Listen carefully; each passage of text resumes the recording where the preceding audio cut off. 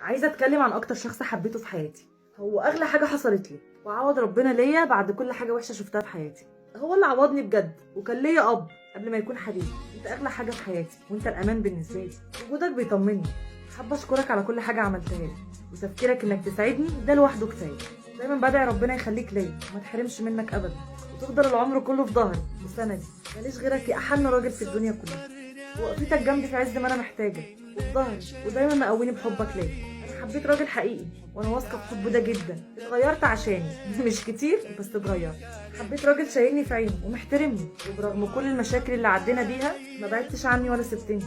دايما بتطمني بوجودك جنبي، وبعد كل مشكله كانت بتحصل بينا كنت دايما بتقولي عارف اننا مش هنبعد عن بعض ومش هسيبك. حبيت راجل دايما سندي ومعايا على الوحشه قبل الحلوه. بتمنى من ربنا انك تفضل معايا ويخليك ليا، وما اشوفش فيك اي حاجه وحشه. ومهما اتكلم عمري ما هوصفك بكلام. بحبك قد العالم. ربنا يديمك ليا يا سندي وتاج على راسي. حب وعد، والوعد دين، والدين مش بيوفيه غير الرجاله وبس.